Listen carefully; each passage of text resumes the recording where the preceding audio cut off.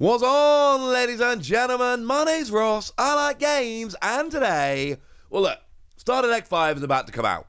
That Starter Deck 5, the film Starter Deck, the one we've all been looking forward to, is finally coming out. So there's an FAQ.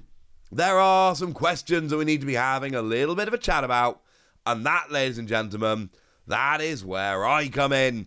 Although I do need to mention, just before we get going, a couple of quick things. First of all, these FAQs are actually really important, and part of the reason they're so important is because we're going to start doing this on a regular basis, like we've done with other games on this channel. And the thing is that by doing this on a regular basis, we'll get a real sense of what's going on. We'll get a sense of how these rulings tend to work and how they tend to go, and we'll be much better at predicting these rulings in the future. But there's one quick ruling which isn't on the FAQ that we need to just mention very quickly before we start, and that is it going to be legal for the Treasure Cup? Now, the rule here is really simple. Talk to your TO. Don't make assumptions. Talk to your TO. Now, for me, I'm going to be attending the Treasure Cup in Birmingham, actually this coming weekend. Obviously, if you're at the Treasure Cup in Birmingham, please come and say hello. And I can tell you it's not legal for that Treasure Cup. I've spoken to TO. Literally, I'd messaged the TO and I'm like, hey, it's not going to be legal, is it? And they were like, no, of course it's not. And the reason is that Treasure Cup is happening on the 4th of February, and this deck comes out on the 3rd of February. Obviously, this was never going to work, ladies and gentlemen. This was never going to be a thing that was going to work. And I know some people, and I've already seen comments like this online, where people are basically saying, well, hang on a second. The deck's out. Surely with the deck being out, I can just play it. And the answer is, it's not particularly fair. And I don't think there are cards in this deck which are going to make a huge impact on the meta like that. But it doesn't really matter. Because the point here is that there is the potential for things to be unfair.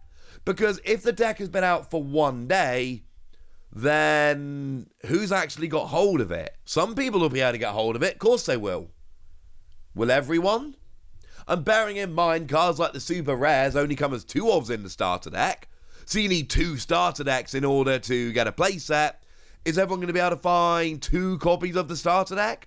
And the thing is, some people will be able to, but there's a very good chance some people won't be able to, at which point we're giving advantages to people based not on their play or their deck building, but just on their ability to get a pre-order in online.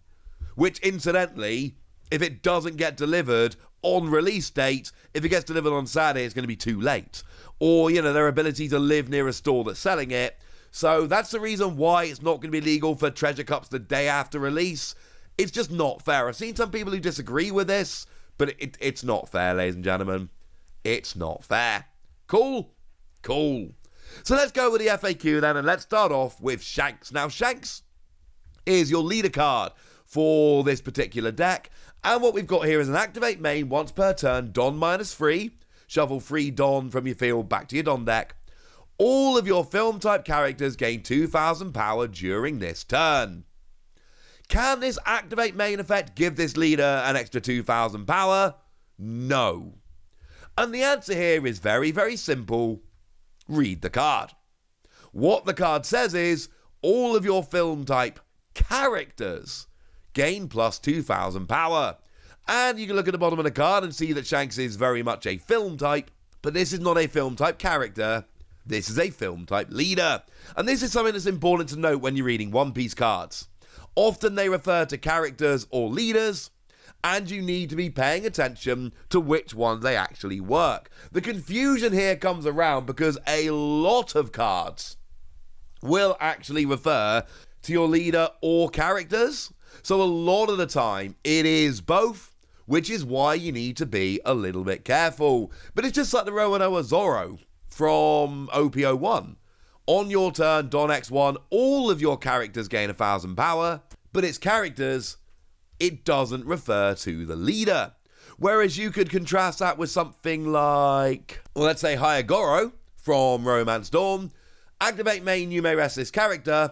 Up to one of your leader or character cards gains 2,000 power, Because, and the rule is very simple, because we have some cards that specifically refer to leaders and some that don't, you have to specifically refer to leaders or characters in order to be concluded. Now, Karina also gets in on the action here, getting a little bit of an FAQ mention. Karina's got activate main once per turn. You may rest this character and trash a film type card from your hand. If your opponent has more Don cards on the field than you, add 2 Don cards from your Don deck and rest them. Very purple thing to do.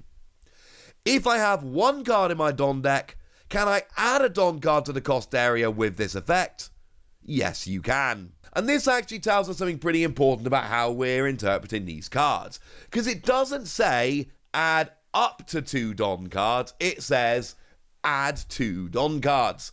Now, the implication here, though it doesn't say it in the FAQ, the implication here is that if you've got 2 Don, you have to put 2 Don out.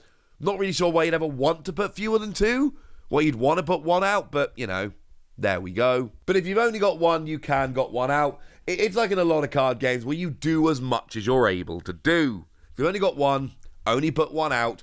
And especially if you're going first, so you only get 1 Don on turn 1, so you've always got an odd number of Don on the field, this is actually going to be a pretty big deal. And with purple, where you're shuffling Don back in quite a bit, this is a ruling that could come up quite a bit. This one is extremely important. Now we've got a bit of a ruling for Shiki here as well. If you have 8 or more Don cards on your field, this character cannot be KO'd in battle. And this one again is fairly obvious, but it does need to be said because this is important. Does if you have 8 or more Don cards on your field mean 8 Don cards, including any given to my leaders or characters?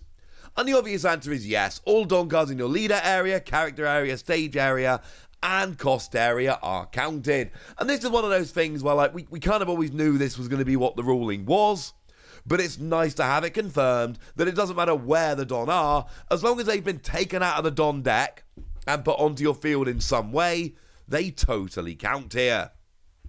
Now, Zephyr. It's got a bit of a ruling here we need to have a little bit of a chat about.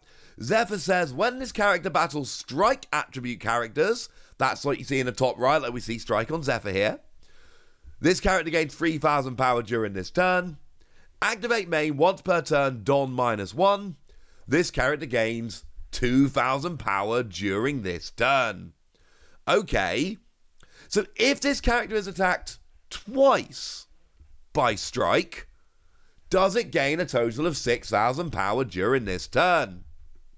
Yes. Yes, it will. And I kind of love this, because it starts at an 8,000, and then it gets attacked once, goes up to an 11, and then your opponent's got to kind of keep getting more powerful, and then they're just not going to, is kind of the point here. But this is another one of these rulings we can basically figure out by what is not on the card. It doesn't say once per turn. Now, the second skill there, activate main once per turn, but the top skill, when this character battles strike attribute characters, this character gains 3,000 power. Doesn't say once per turn. It doesn't say the first time. It doesn't say if you haven't already used this skill. I mean, we see that, for instance, on the Crocodile Leader, where the ruling specifically says, and haven't drawn a card using this leader's effect during this turn. So it usually says in some way, whether it's once per turn or if you haven't used it before or the first time or something, if it doesn't say anything, then you can use it as much as you like. Now, I said that the super rares, you only get 2, so you will need 2 copies of the deck to get a playset. Well, one of those super rares is Douglas Bullet. 8 costs 10,000 power. Activate main once per turn, Don -4. Rest up to 2 of your opponent's characters at a cost of 6 or less, and then give yourself double attack during the turn. The theory a lot of the time being, rest your opponent's blockers, and then go nuts with double attack on a giant character. It's a good game ender. Well, what if my opponent has no characters, so I can't rest any, but I still want double attack? Can I get double attack? And incidentally, this would be the same if they only had 1, and also the same if all of their characters had a cost of 7 or more, such that they couldn't be targeted by this skill. Doesn't say that in the FAQ, but that should be pretty obvious. Yeah, you can still get double attack. Essentially, first you don -4, then you go to rest the characters, then you get double attack. Well, you've got to do the don -4 because that's the cost of doing this. But if you can't rest the characters, you just go straight to double attack and jobs are good. And being able to counter double attack by leaving no characters on the field would be a weird strategy, but it's not one that's left open anyway. Sorry about that. And then we finish off with Union Armada, and I get happy because we don't have a full suite of English images yet, at least as I record this, but we got English images of all the cards that are mentioned in the FAQ, and that's good enough for me. Counter up to one of your film type leader or character cards, so again we know it can go for either, gains 4,000 power during this battle. If that card is a character, that character cannot be KO'd during this turn. And then it's got the trigger that so many purple events have, which just adds a Don deck as active. Seriously, there's so many, it's getting a bit weird at this point. Well, the question is, does this counter effect mean that the character selected will not be KO'd, whether by an effect or in battle? Yes, the character will not be KO'd by an effect or in battle. Basically, the character you buff up as a counter with Union Armada just cannot be KO'd in any way this turn, which if you've got a particularly useful character you want to save, yeah, this turns into a pretty good thing pretty quickly. So there we go, ladies and gentlemen, that's the FAQ, that's what you need to know. Hopefully you've got your pre-orders in for Starter Deck 5 if it's something you're after. Hopefully you're excited. I'm quite excited, but I want to know what you think. So let me know in the comment section, would you? Go nuts! Be nice! And then make sure you like this video, subscribe to this channel, follow me on Twitter at TheWasi. That's where we talk One Piece and a bunch of other card games. And please do consider checking out patreon.com/PTCGradio, where you can support the channel, get some bonus podcasts, join a Discord, all kinds of fun things. But by far the most important thing as always, look after yourselves till next time, would ya? Thank you very much for watching. My name's Ross, and you've been watching Wasi Plays.